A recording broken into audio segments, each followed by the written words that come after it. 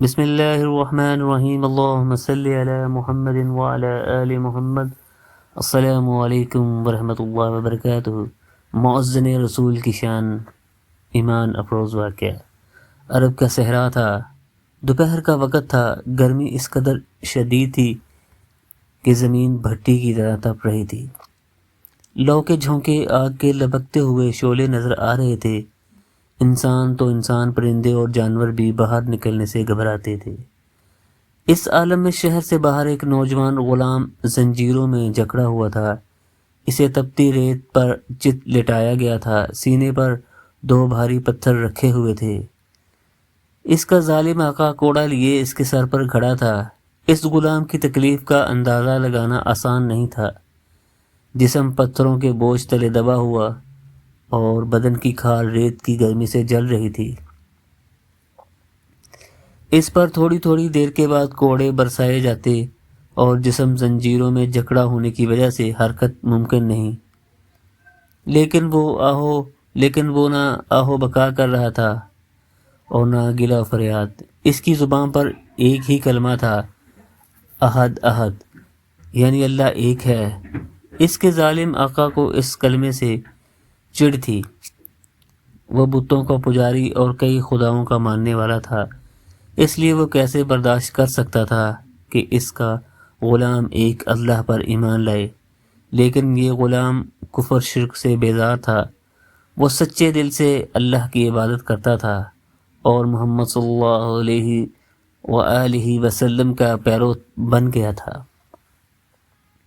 اس نوجوان نے اپنا عقیدہ چھپا کر رکھا تھا، اس لیے کہ اس کا آقا جو کہ مشرک تو تھا، اس کا دشمن بھی بن گیا تھا اور اس پر ظلم و ستم ڈھاتا تاکہ یہ غلام دین حق سے منہ موڑ لے۔ لیکن اس کے غلام کا ایمان تھا کہ دنیا کی زندگی عارضی ہے اور اصل زندگی تو آخرت کی ہے۔ مومن غلام کے ساتھ یہ سلوک کوئی 1-2 دن کی بات نہ تھی۔ اس نے جب سے اسلام قبول کیا تھا، اس کے ساتھ یہی سلوک ہوتا تھا۔ اسے گلیوں میں گھسیٹا جاتا تھا اور طرح طرح کی تکالیف دی جاتی، لیکن اس کا ایک ہی جواب تھا، احد احد۔ یہی مشق و ستم جاری تھی کہ سیدنا ابوبکر صدیق رضی اللہ تعالیٰ عنہ کا وہاں سے گزر ہوا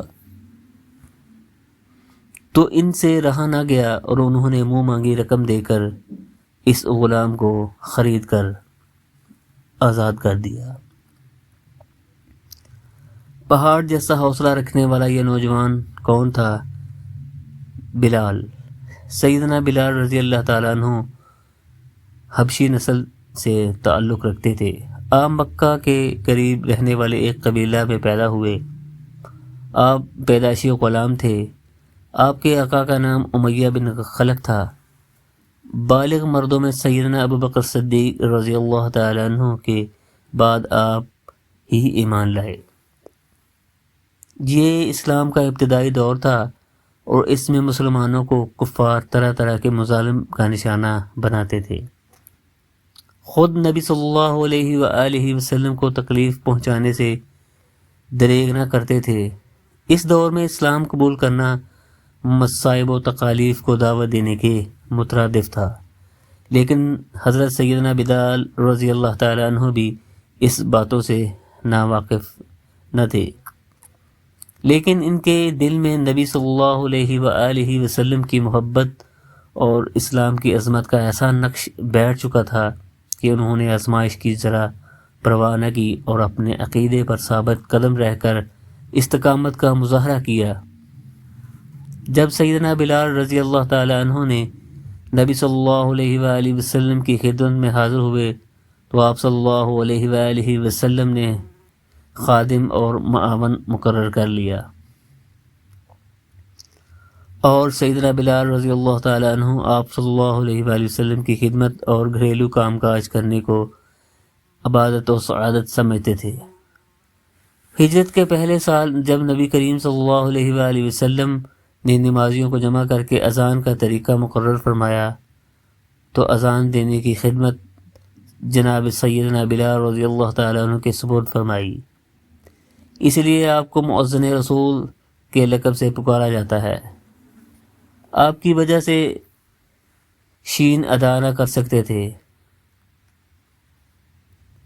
اور اشہد کو اسحد کہتے تھے، لیکن ان کے اخلاص و محبت اور دینی فداکاری کی وجہ سے آپ صلی اللہ علیہ وآلہ وسلم کو یہ انداز بھی قابل قبول تھا۔ جب تک نبی کریم صلی اللہ علیہ وآلہ وسلم زندہ رہے، سیدنا بلال کی اذانیں مدینہ اور گرد و نواح میں گونجتی رہیں۔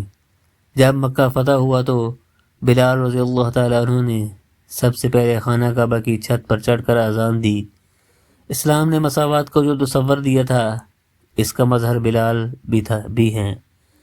اسلام قبول کرنے کے بعد آپ ہی کو وہ مقام ملا۔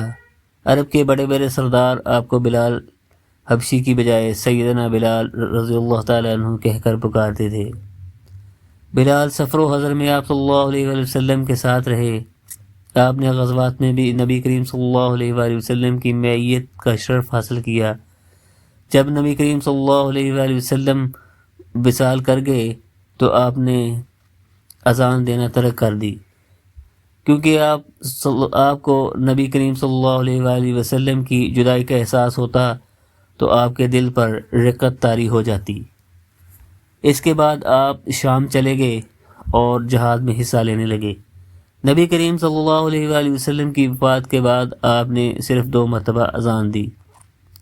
ایک وہ موقع جب سیدنا عمر اپنے دور خلافت میں بیت المقدس تشریف لے گئے تو آپ نے سیدنا عمر فاروق رضی اللہ تعالیٰ عنہ کا اصرار بڑھنے پر اذان دی تو آپ صدائے اذان سے فضا گونجنے لگی۔ دل کے جذبات نے اس آواز میں جادو بھر دیا تھا۔